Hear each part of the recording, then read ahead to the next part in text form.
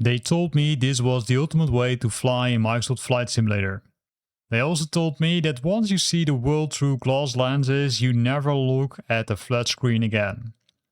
What they didn't tell me was what happens during the first 48 hours. Today marks the beginning of a massive experiment. Over the next week I'm completely ditching my flat screen monitors to live, fly and adapt the virtual reality in Microsoft Flight Simulator 2024. No marketing fluff, just a raw reality. In this first video we are covering the first 48 hours, days 1 and 2, capturing the exact transition from flat screen Elite to VR, and our test subject, the Pimax Crystal Light. No standalone battery gimmicks, just raw unadulterated PCVR designed to push pixels into your retinas until your graphics card screams. Today I'm sacrificing my comfort zone, we are packing up the monitors, diving into the deep end and finding out if the first 48 hours of high-end VR is a flight simmer's dream or a technical nightmare. Day 1 started exactly where everyone warned me it would, facing what I call the configuration wall. I'm not going to lie to you, the moment you plug in a high-end headset like this into your PC, you're entering a war zone of render resolutions, runtime settings and software updates. And if you try to tune every single slider manually on your first day, you will want to throw your PC out of the window. But here's the shortcut.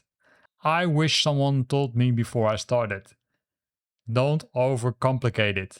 Instead of losing my mind in the software matrix, I bypassed the wall entirely by using the optimized runtime presets right here in the Pimax Play, matching it with a standard profile in Microsoft Flight Simulator. Now for those new to VR, you're going to hear people talk about advanced terms like Foveated rendering. Don't let the tech jargon scare you off. It's actually just a clever trick that mimics your actual human eyes. Wherever your eyes look directly is rendered in absolute crystal clear detail. Everything out in your blurry peripheral vision gets downscaled to save massive amounts of computer processing power. The result? Smooth performance without sacrificing the view. With our software profiles locked in day 1, it was time for the ultimate test. It was time to see if giving up my beautiful monitor setup was a massive mistake. The moment you clear the runway and lift off that first flight, the sheer skill hits you like a physical wave. On the monitor you're looking at the cockpit, in this headset you are inside it. Look at this view, it's really simply crazy. And this is just the starting point. Wait until we proceed further in the flight, because we're of course flying in an updated scenery which was part of World Update number 22.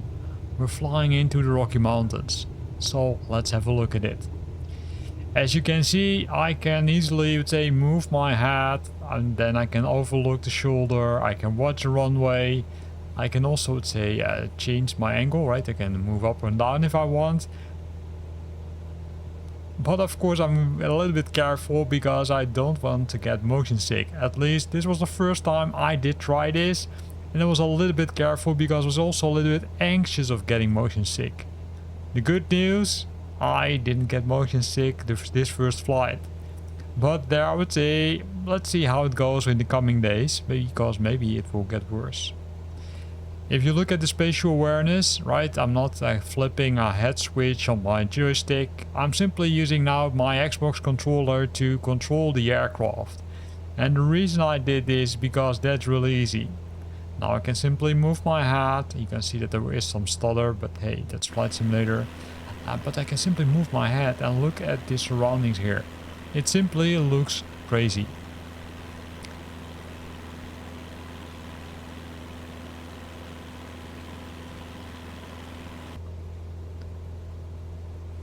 Now also inside the cockpit you see that this completely changes your flight behavior. You can see the cockpit screens, you can see the very detailed, numbers, the screens.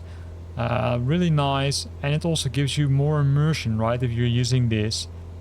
Compare it a little bit with the flat screen, right? The flat screen is nice, but you must admit, using this Pimax Crystal Light gives another dimension to your flight simulator in Flight Simulator 2024.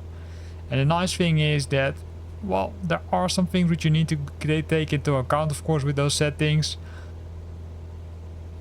But once you found those idle settings for you, then it works perfectly. And again, as mentioned already at the start of this video, don't, let's say, over control the settings. Start with some basic profiles and then see how it works for you.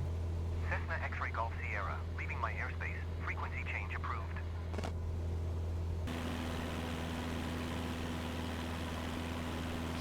Then of course I couldn't resist to fly to that scary piece, which you might also discover in those flights which are new to Flight Simulator. Because this part, and I will zoom the camera a bit with my joystick so you can see it, this will throw you really into the deep. And look at this level of detail. If you would do this normally on your screen, it's already impressive, but using the VR set, it becomes even more impressive. Look at the depth, look at the detail. It simply is crazy.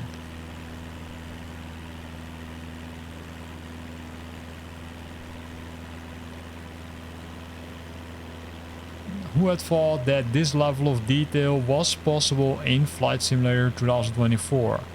Well, I am really impressed. I was already impressed with the flat screen again, but using this VR set gives me another, let's say, dimension and really makes it super cool. What do you think about some other flights? Like, for example, flying over a city or flying somewhere else. That again also adds a level of dimension.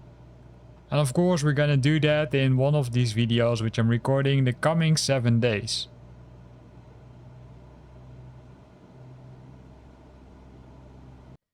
When the headset finally came off after that first massive flight and I woke up on day 2, reality hit. VR is an incredible technological leap, but your body has to adapt to it. I woke up with a bit of eye strain. When you're dealing with optics like this, you quickly learn about IPD, interpupillary distance. To put it simply, it's just a fancy term for matching the physical distance between the headset's lenses to the exact distance between your eyeballs. If this is off by even a millimeter, your brain has to work overtime to stitch the image together, which leads to a swift headache. Day 2 was all about tuning that physical fit. So after 48 hours, what's the verdict? Is the visual payoff worth the setup headache and the physical adaptation? Absolutely yes. The setup friction is real, but once you bypass the wall with the right presets, there's simply no going back to a flat screen. It's safe to say days 1 and 2 have completely blown my expectations away, but this is only the beginning. Remember, this is just the opening chapter of my 7-day VR journey. Over the next 5 days I'll be testing complex IFR flights, heavy weather performance, frame rate consistency, and seeing if long-term eye fatigue becomes a deal breaker. Are you still flying on a flat screen, or have you made the jump? Drop your thoughts in the comments below, hit the subscribe button so you don't miss the next update when we dive into day 3 and 4, and I'll see you in the skies. By the way, if you're watching this and thinking about making the jump to VR yourself, I've got you covered. I've put a referral link and an exclusive discount code down in the description below to help you save some cash on the Pimax Crystal Light. It's a great way to grab a deal and support the channel at the same time if you decide to take that plunge.